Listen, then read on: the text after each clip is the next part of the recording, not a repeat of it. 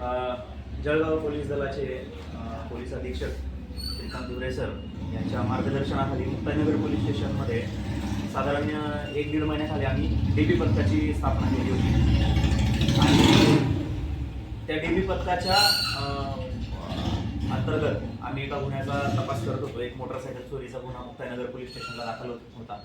त्याच्यामध्ये मुक्ताईनगर पोलीस स्टेशनचे प्रभारी अधिकारी व इथली DB टीम असे त्या चोरीचा तपास लावत होते. त्या तपासादरम्यान एकूण 4 आरोपी आम्हाला निष्पन्न झाले आणि त्या 4 आरोपींमध्ये ज्यावेळेस कसून चौकशी केली त्यावेळेस आम्हाला एकूण 29 चोरीच्या मोटरसायकल रिकव्हर झालेल्या आहेत.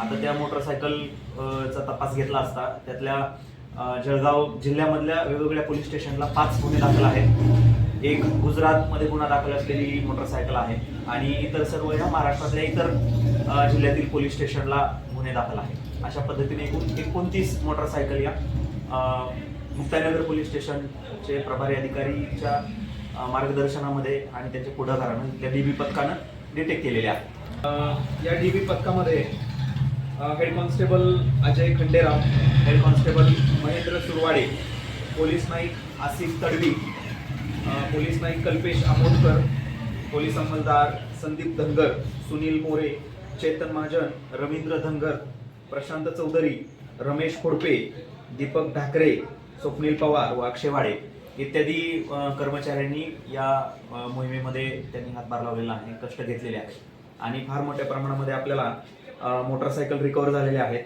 या 29 मोटरसायकलची एकूण अंदाजित किंमत बघितली आपण तर ती साधारण 25,80,000 रुपयाच्या घरामध्ये जी मोटरसायकल आहे त्या आपण आज डिटेक्ट केलेल्या आहेत.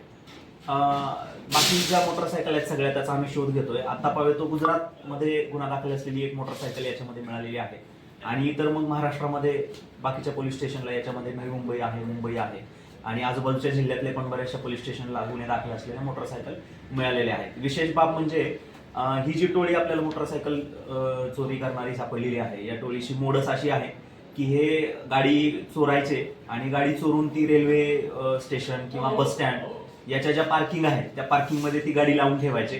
त्या गाडीला गिराईक बघायचे आणि ती गाडी गिराईक मिळाल्यानंतर त्या गिराईकाला त्या पार्किंगमधूनच गाडी ताब्यात द्यायचे.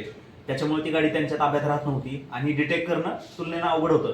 परंतु मुक्ताईनगर पोलीस स्टेशनच्या मार्फत त्यांनी तांत्रिक विश्लेषण करून आणि आरोपींची कसून चौकशी करून या गाड्या डिटेक्ट केलेल्या आहेत. याचं जे तांत्रिक विश्लेषण वगैरे हे जे आहे साधारण 273/2026 हा गुन्हा 26/6/2026 ला दाखल होता, म्हणजे 26 जूनला आणि त्या गुन्ह्याचा तपास सुरू होता आणि त्या तपासामध्ये हे सगळं आम्ही डिटेक्ट केलेलं आहे आतापर्यंत.